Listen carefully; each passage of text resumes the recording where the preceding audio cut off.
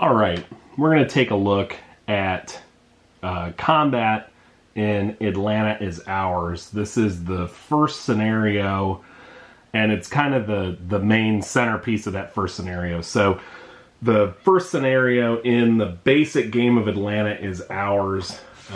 Essentially, it's really just to teach you how to do some basic movement. You can do a couple little things. It's called Opportunity of a Lifetime. And essentially, if the Union player occupies Resaca with an infantry unit, they win. Otherwise, the Confederates win. So essentially, you're just maneuvering your troops into place around Resaca, which is right here, and trying to basically execute some sort of combat to take it.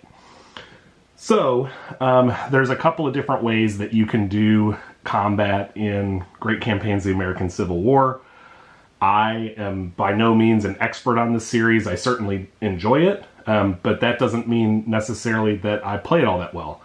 And one of the things that I think is at least somewhat worthwhile to note is that though the rules for the basic game, which comprise pretty much the entirety of the big chunks of the rules, they're pretty condensed, right? So it's only maybe, let's see here, 23 pages. And so it doesn't seem like it would be all that complicated. And yet there is quite a bit of depth, particularly when you start looking at the way that combat happens and the way all of the systems kind of interact together. So I think, that's one of the nice things about this series is that there's definitely some depth in it.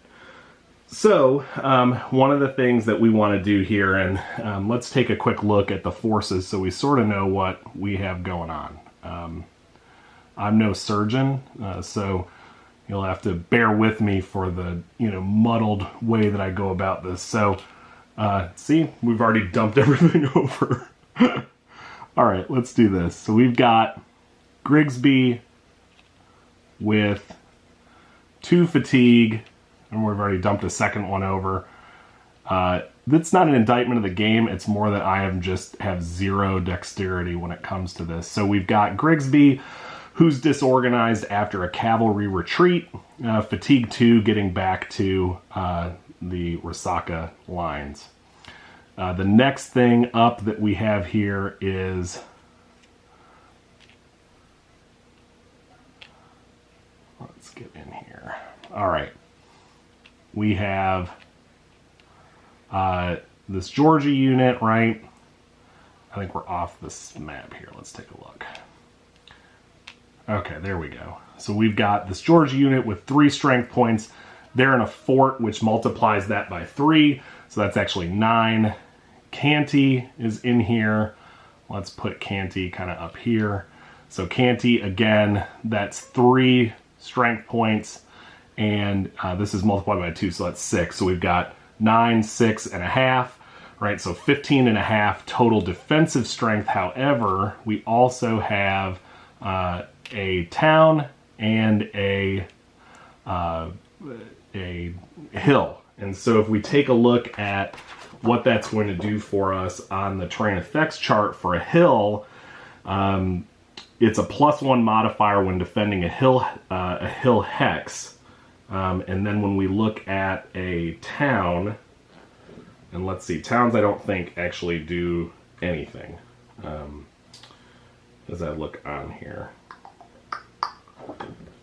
No, I don't think they do anything. All right, so the other piece of this that's important to note are these rivers.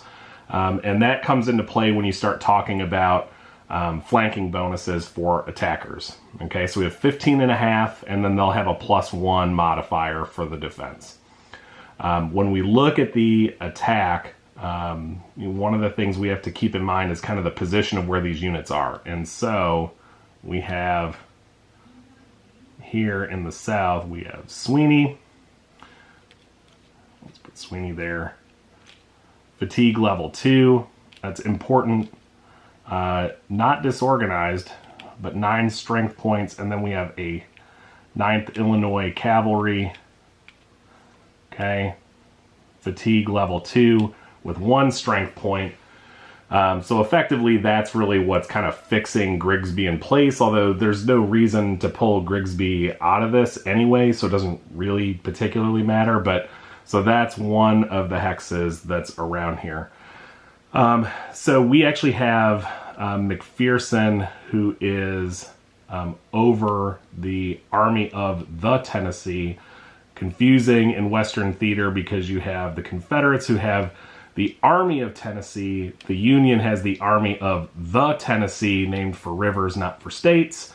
And so we've got them. We have McPherson, Dodge, of course, which is the 16th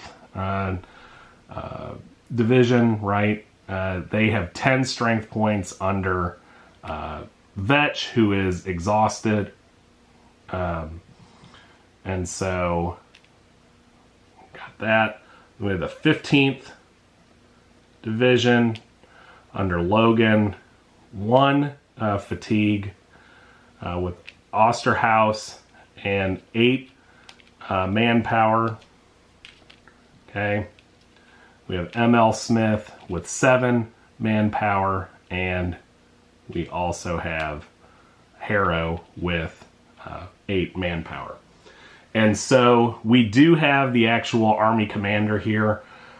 This is all spread all over the place. Just know that there are 3 covered hexes for this. And so typically with a marching order, and those would be something that would be considered kind of smaller battles, you would use something called just a regular attack procedure. And in that, you're declaring the attack type based on how many movement points are contributed toward the attack. In this, however, that's not the case. And so in the next video, now that we've kind of explained this, I'm going to walk through the actual setup and, kind of what's going to happen here with combat.